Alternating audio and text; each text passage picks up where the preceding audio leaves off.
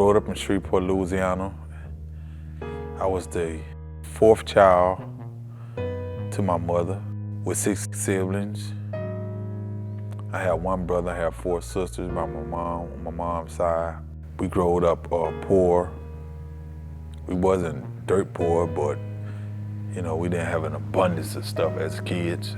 My mom made sure that we had food on the table every night, and we had a house, a house to come to. My father and my mom divorced when I was very young. I can remember, I think I had to be maybe 5 years old, 6 years old when my father and my mother divorced, but my father remained in my life as far as making sure that he came and visited us on a regular basis, me and my little brother. We used to go every weekend to stay with my father. As I sit here and think about it, my father never has at any point left my life. Even though him and my mom was not living together, he always maintained that relationship. And I think that really played a big role in some of the decisions I made once I started to grow up inside of the neighborhood that my mother had moved to after my father and her had divorced it. And with my mom having 6 kids, even though my father was supporting us through child support as well, coming to get me and my brother, my mom was still working 2 jobs, and she barely had time to supervise us. So that led me to take up on looking at father figures outside of, my household. When I got to junior high, that's when I really started to drift away of putting a really lot of attention to my schoolwork. That's why I met some of the kids that was involved in a lot of different illegal activities. That's where a lot of the negative stuff that I accepted and brought into my life started to happen at. And with my father moving away out of the state of Louisiana and not being able to have that consistent communication with me, like coming to get me and my brother, it kind of hindered me from paying attention to a lot of his instruction when we did have those conversations. It's crazy as I think about it. I can see where my life started to make those turns that led me to get involved with a life of crime. Coming up at that time, I rarely saw my mom. The only time I actually saw my mom is on a weekend. Sometimes we didn't have food in our house, but we knew when she come home from work, she'd have some food for us. And we'll stay up late till when she get off work to eat. But during that time when she was at work, I used to be out hanging out. And with 4 sisters, it was kind of hard for them to kind of supervise me and discipline me to stop me from straying. I used to go out sometime and have to, shoplift. I shoplifted sometime for something to eat for my family.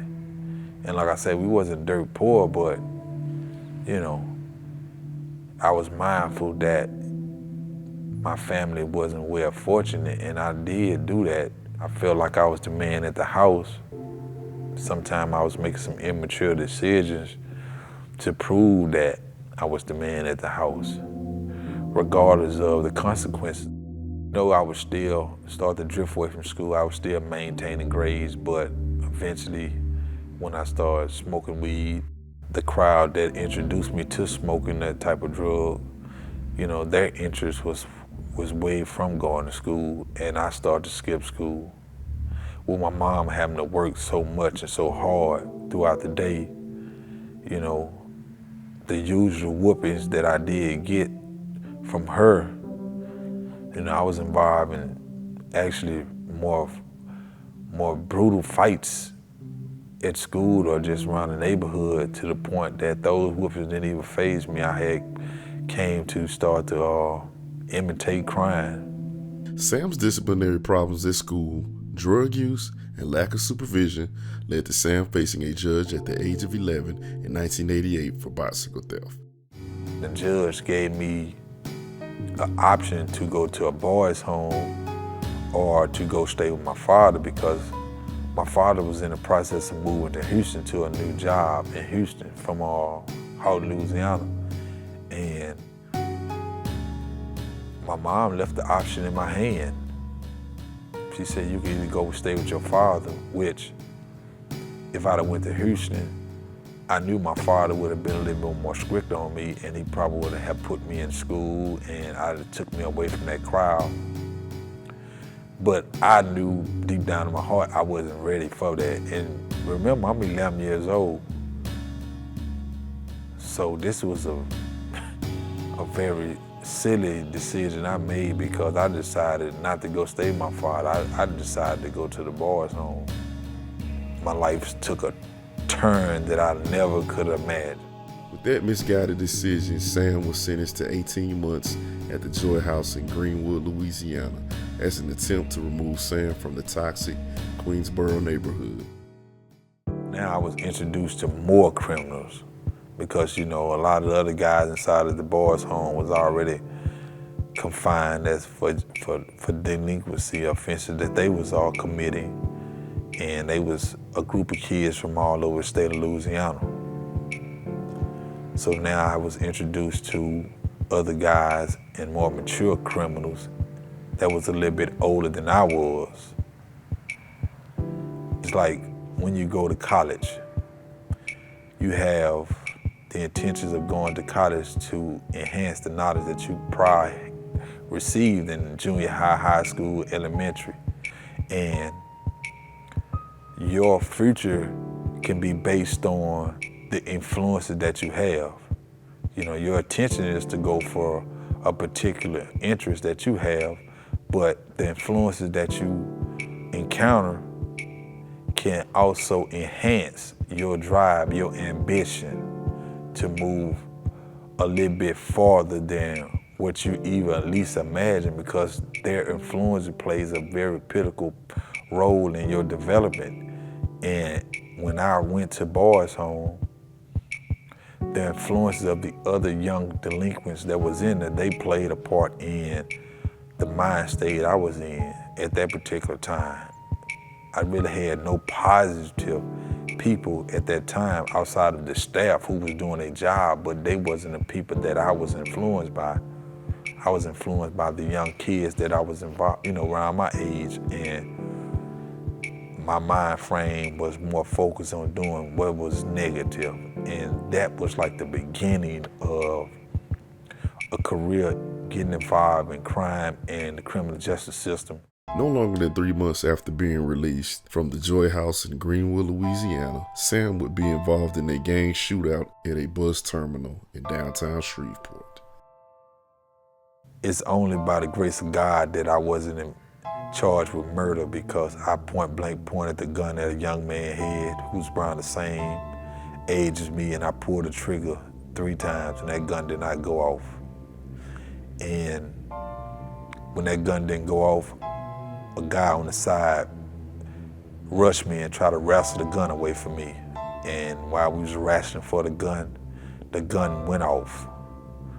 And during the course of us wrestling, by us being downtown, was police is already around. So they came and rushed to the scene. I was arrested. I was committed to the Department of Correction for another 2 years for illegal use of a weapon. And I was sent to LTI, which is in Monroe, which is now called Swanson. So during that time I was in LTI, I met more guys, more people with negative influences. This was a real turning point as well, because now I'm not in the boys' home. I'm confined to a place where it's more like a young man's penitentiary. And there got more hardened criminals than the ones that was involved in the boys' home that I initially was in when I committed the petty bicycle charge that led me to the boys' home. And during this whole time here at LTI, my life was spiraling. I wasn't feeding my mind with nothing positive. After 2 years of incarceration in LTI, Sam would rejoin the gang lifestyle and its bad influences. 30 minutes after I made it to Shreveport, I had a couple carloads of my old friends who haven't I even saw in 2 years. Even some that was incarcerated me at LTI who hadn't got out, and it was like waiting on me for me to jump right back into the action. That's when I fell deeper, because now I was a little bit older. I was a little bit more mature. I had a little bit more knowledge of how to try to get away with different stuff. As far as illegal activity, I still had no drive to do anything positive as far as assist my mom with helping out with the bills around the house. You know, I was just only a liability in so much of a sense. You know, I had my aunt was trying to get me enrolled in Job Corps. I denied that. I can remember my mom took me to one of her old jobs to fill out the application, and basically she already had the job secured. And the only thing I think I had needed to do was pass the drug test. I failed the drug test, and it was so hurtful because, you know, my mom went to the back to the manager, whoever, you know, our general manager who was gonna give me the job, for the man to come back and tell her that I had a bad drug test, and they couldn't hire me because of that. I knew it was hurtful to her. You know, it didn't matter to me because I didn't want to work. I was just going through the motion of just helping, you know, satisfying her at the time, and I was just so selfish, you know, when I was young and immature at the time, so I didn't know how that, you know, made her feel. This was a time that I had so much going on involved into the street life that sometimes I don't really like to share with people. You know, I'm so ashamed of some of the stuff that I did out there. I don't even like to share it with people, because right now, today, I could never see myself ever even attempting to go back in that situation or go back off into that lifestyle. Only 8 months after being released from LTI, in July of 1993, Sam would take part in a senseless, ill-fated, and detrimental crime that would derail his entire adult life moving forward. I was arrested with 4 guys, and we carjacked a couple and took their car, robbed them, beat them up, and left them for dead. By the grace of God, these people didn't die.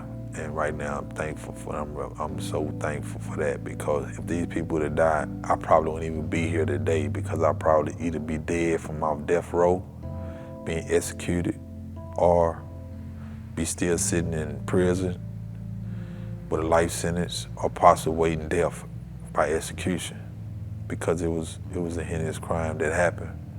I was sentenced to 25 years in federal prison and 30 years in state prison at the age of 17 years old. Now remember, I had already been involved in so much as a youth involved in crime. Now I'm in the outdoor system. I'm going from the boys' home, going from LTI, now I'm in the outdoor system. And maybe you think my mind had got right. My mind is still the same. I'm still getting involved in all the negativity that the prison system offered. Everything that the prison system offered that was negative, I was involved with it. I cut off all my communication from my family at one time. When I initially got arrested on this charge, my father was so disappointed in me, he came and spoke with me during my pre-trial, and he mentioned that, man, if you got involved in this crime, man, you need to go do the time. And that's the first time I ever heard my father mention that. You know, that's the first time I really saw my father disappointed me.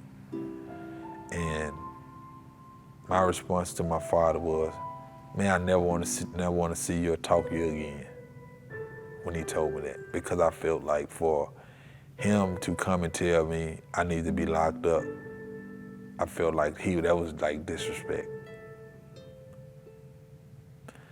And You know, I copped the plea. I copped the plea because I knew I was guilty, and I knew if I took a chance and tried to take this to trial, then that was a possibility I was going to be in prison for a life sentence, and I knew I was going to get a life sentence because the charges carry life sentence, but I think it was just procedure for any district attorney officer to first come to a defendant and try to minimize the expenses that the state gonna pay of taking someone to trial to first offer them a plea.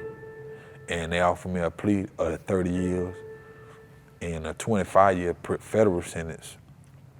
And I jumped on it and I took it because I knew if I didn't, then I knew what the outcome and the consequence of what would have been if I was to took this case to trial. I knew I wasn't gonna get out right then, but I knew it was a possibility that I'd get out someday because I was 17 years old and I had already been inside of a maximum security prison where guys was coming back from court on aggravated charges with life sentence every day. And though I was still having a negative mind frame of getting involved in so many different little prison negativity activities, somewhere in my mind, that voice was saying, hey, you got to grow up. I wasn't taking heed to it wholeheartedly, but I did start to get involved with some activities and I did start to learn some trades that right now today it is very helpful to me. To begin his sentencing, Sam was incarcerated in the medium security Avoyelles Correctional Center in Cottonport, Louisiana at the young age of 17. During this course while I was incarcerated, I can actually say right now today, the first 12 years of my time in prison, if I would have been released, I would have been right back off into the life of crime. I had gained a lot of useful skills that I probably would have got a job, but I was still, using drugs. I was still being disrespectful to staff. I was still cursing. I was still being manipulative. I had least respect for others. I was just,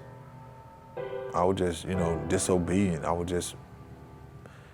just a person that, you didn't want to probably introduce to your mother or to your family at all as a person that, you want to build a relationship with, if that relationship was in a positive manner.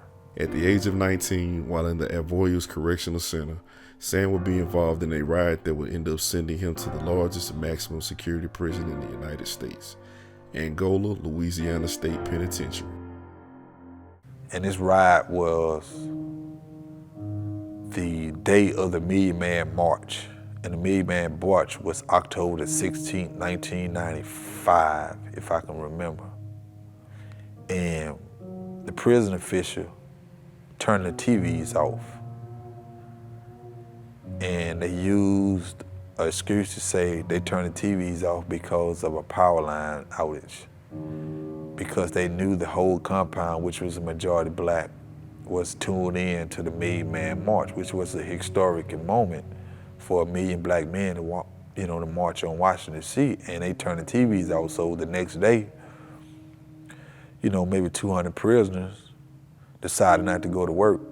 And I was one of those 200 prisoners. And from there, I ended up getting transferred for being involved in that riot there. I was transferred to Angola.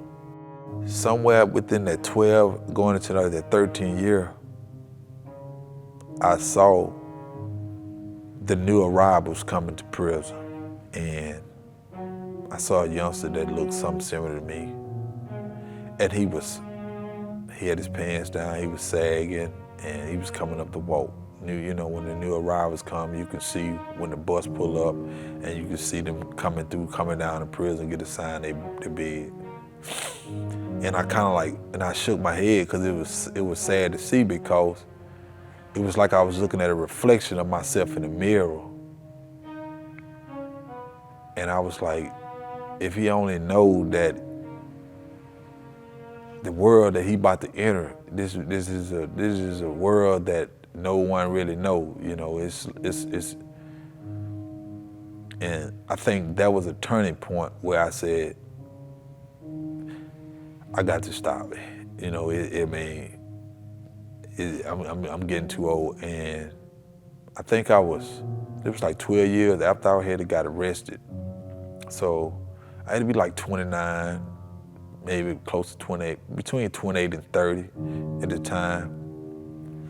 And during the course I was in, during those 12 years, I was already involved in a lot of educational programs and stuff like that. So my intelligence was never questioned. It was just my motives, it was just the activities that I was involved in. It was just my way of thinking. And when I saw that incident with the young guy coming out, giving me the reflection of how I was looking, that's when I decided that, hey man, it's time for you to get yourself together. Sam had 2 to 3 years left before he was transferred to the federal system. And during this time, he began to indulge a mentor who would help guide him on a path towards Christianity. I had a real close friend named Mr. Andre Baker, and he was the guy that was involved in the ministry in Angola. And he never, even though he knew I was involved in stuff, he never wavered from sharing the word of God with me. He never wavered away from inviting me to church service. And I started to take up those, invitations. I started to go. I started to shy away from smoking weed, because prison, you'll be surprised at stuff that you can get involved in prison. So I shied away from doing drugs because, you got people that's addicted to drugs in prison, and, you'll do anything to kind of alleviate the stress of just not being able to possibly, even imagine, even imagine that you're gonna go home. So you'll do anything to take your mind out of that situation.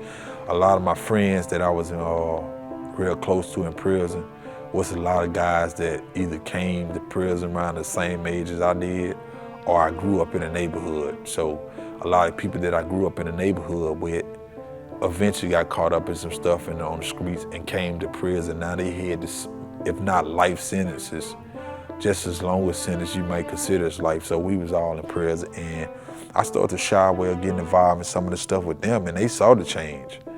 And, I had some questions, oh man, you turning fake on us, oh man, and I was secure with myself. I wasn't a person with no low self-esteem about, telling a person how I feel. So, they understood that, hey man, it comes to a point where, some things, you just get tired of. I got tired of taking those risks. I knew I was getting close to being possibly released, and I didn't want to go off into a situation where my mind wasn't able to absorb some new knowledge, something that can be helpful, something that I can do to probably make my family proud of me once I make that transition of not being incarcerated to being in the streets of society. With 8 years left on his federal sentence, in 2008, Sam was transferred to the West Baton Rouge Parish Detention Center in Port Allen, Louisiana, as a holding facility until he was transferred to the Bureau of Prison Custody. I was like halfway into that transition from not having a negative way of thinking. And when I got inside that holding facility, it was the same age group of guys I was when I initially got arrested that was in there. So I'm like the old timer, because now here I am being called old timer. So, and it was a culture change. It was a culture shock because, these young guys, 17, 18 years old, they was like, they was totally rowdy. They had no respect for no one. And it was amazed that what they was doing, because it was like, I was saying to myself, you out there bad. But then I kept thinking back, that's the same way you was.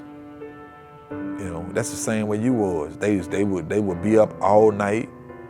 They was jumping on guys like new arrival. It was like the prey versus the predator.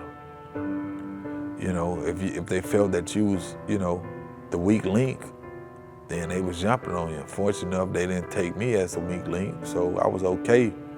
And also, I was clean out of my jurisdiction as well. You know, I was really from Shreveport, and I was in the jail where I could have easily been, you know, assaulted based on where I was from, but just my maturity and the way I carried myself kind of gave me a pass in a sense. But I did have a chance to start to speak to some of the youngsters because, you know, some of them had some very serious charge. And they knew it was a possibility that they was on their way headed to Angola, or if not Angola, to one of the maximum security prisons. So I had got a chance to start talking to some guys inside that prison, that holding facility right there, about, you know, some of the things they can look forward to and some of the things that they can possibly get involved in that can probably help them get a second chance at their freedom. And some things they don't need to try to go down there and jump and get involved into that can, you know, spiral their life out of control, like I had experienced at such a young age going off into that prison system. And prison has been so much of my life that I feel dear, you know, because I was one of the ones that if I was ever released, I would never go back. You know, I had to see, I had to see my family grow up. You know, I had to see everything. I had to see my family grow up from prison. I had to build a bond with my family through letters and telephone calls. And I even, like I said, at one time, I even stopped communicating with my family because I was upset that my mom couldn't even send me money. You know, but I had, you know, I wasn't even mindful that, hey, you know, I got 5 kids out here, you know. My mom had 5 kids after I had got incarcerated that she had to supply for. So she couldn't send me money in prison because she wasn't getting paid nothing. You know, if you think about it, minimum wage at the time in 1993 probably was like $5. So I had fell out with my family at the time where, you know, I had to build that relationship back. And I had to build a relationship back with my father because initially I had told him when I got arrested that I didn't want to see him no more. And we didn't even speak for about the first 6, 7 years of my incarceration. And it only took my grandmother of multiple pleas for me to reach out to my father to start that relationship back. And when I did reach out to him, he didn't come back as if he was upset that I chose, you know, he came back and embraced me and, you know, like nothing ever happened. And I commend him and I appreciated, you know, his friendship every day because of that. Because he didn't throw nothing up in my face or he didn't come back on no, you know, saying that, oh, you decided to leave me and this or that. He came back and embraced me like I never, ever, you know, even mentioned something like that out of his mouth. While under the federal system, Sam grew older and more mature. He began to focus on acquiring education and training that would lead to better opportunities for himself upon eventually being released from prison. The federal system and the state system is 2 different systems. You have a lot more different programs, you have a lot more maturity level, and you have a lot more respect from staff in the federal system versus the state system. It's still the same mentality of some inmates in the federal system and the state system similar. But when I got to the federal system, I was introduced to a lot more opportunities that can help me when I get released and make a difference, you know, or make amends for some of the things that I had did prior to my incarceration. I was involved in boxing in the state, and I knew that I wasn't gonna be able to be involved in that type of activity once I make that transition from the state to the federal. I ended up using that athletic ability to get involved in personal training. I also was involved in culinary in the state prison, which I served as a mentor for about 4 or 5 years in the culinary arts school. And my family is a family of cooks. My mom is a hard worker, and I always knew my mom was a hard worker, and the majority of her jobs has always been cooks. And my whole family grew up watching my mom cook, and we was all given the opportunity to cook. And when I came to prison, I gravitated towards culinary arts, and that's when I really started to find a passion in cooking. So when I was released to the federal custody, I took up a college course in restaurant management. Anything that I knew that could possibly be additional to my skills that I can use upon my release, I took advantage of all these different programs. I knew in order to get a better job, instead of just an average job, I had to have additional education in culinary. So I took up on the things that can help me make that transition to not have to struggle. I used to hear so many stereotypes about the roadblocks that would be placed in front of a person that was incarcerated about finding some success in employment and just a lot of different things and up on your transition. And I used to hear it, and I used to always ask guys, because I saw so many guys leave prison and come back. You know, you can imagine after 22 years incarcerated, you see guys leave, come back, some of the same guys. Some guys come back on parole, probation violation. Some guys come back with new sentences, and they leave and come back with 3 or 4 different sentences in that type of span. And I used to always ask these guys, why you come back? What was the reason why your parole officer did this, or why your probation officer did it? And I kept all this stuff as a reminder, because I was telling myself, I don't want to never be in your shoes no more. I want to make sure that what prevented you from being successful to stay out in society, I didn't want to go through that. I use prison as like a college in a sense. You know, once I made that decision, that way of thinking, that way of lifestyle that I was involved in, I used it as a college. I started, you know, just try to equip myself, because, you know, I was thinking about some of the roadblocks. You know, I told myself that I was going to ignore them, but, you know, I still had that in the back of my mind that, you know, it was going to be some doors that get shut. And I wanted to prepare myself for that. I didn't want to find myself where, when I get out, I want to apply for a job and someone tell me no, or they're not hiring because of my past record. And I find myself, you know, wallowing in self-pity and not giving me that inner strength to go out and find me another job or just go apply again, because I have seen it happen, and I have heard the stories from guys come back in and use those roadblocks as excuses for them to get back off into whatever lifestyle that led them to prison. I got involved in a lot of different programs that can help me build my skills up, but I knew spiritually it was a greater calling for me, and that calling was for me to give my life to Christ. Sam will continue to make amends for his past faults and sins by deepening his relationship with Christ while at the Federal Correctional Institution, El Reno. When I made that decision to get baptized, I saw how things started to change in me. My way of thinking, the mind frame, the voice, the inner spirit that speaks to me, that helps me, it gives me that desire to not only do good, but just constantly communicate with God, because I'm always thinking of ways to, you know, to reach out to people. I don't know if it's a calling for me to reach out to people and speak to people about making bad decisions that can lead to into making some wrong choices, or that can eventually lead them to be incarcerated, confined. But I feel very deeply for that group of people that even considering that. And I know it's only God that can help you. I feel proud about doing some things that can help someone else without looking for a return. Because I was always involved with stuff that was always seeking a return, even while growing up, getting involved in a life of crime. I was looking for a return. I was looking for a return.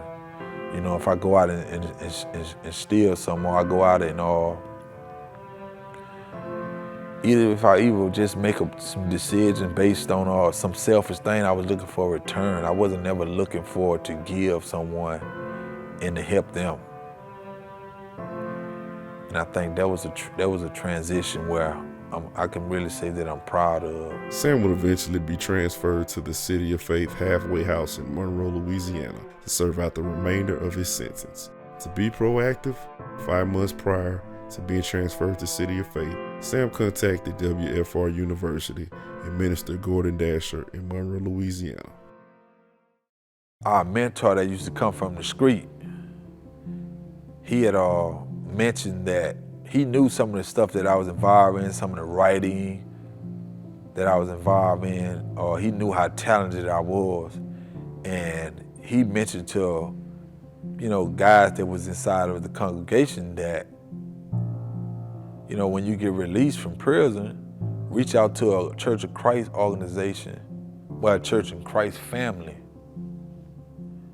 I decided to write the church.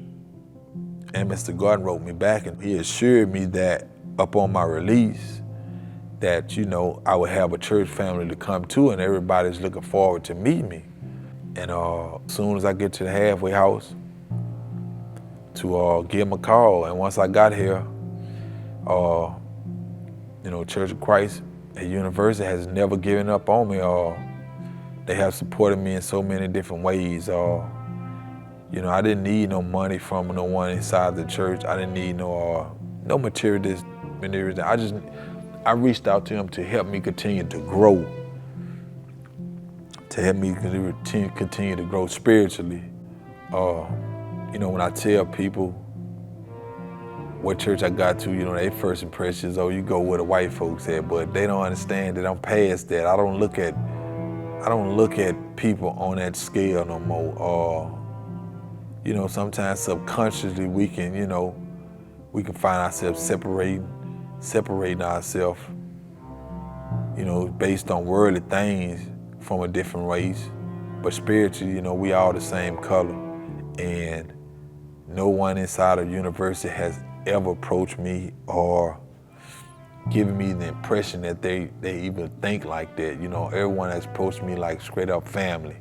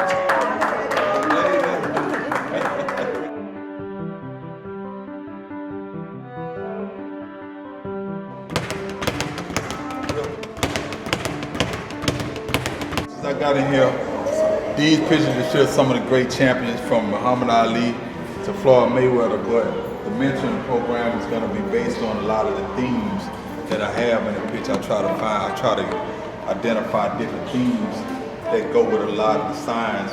This is a good open space. This is space right here for possible rain, possible. But as of now, we just have no rain in the place right now. The goal is just trying to get many people as possible to get involved in different aspects of the program, and one day at a time.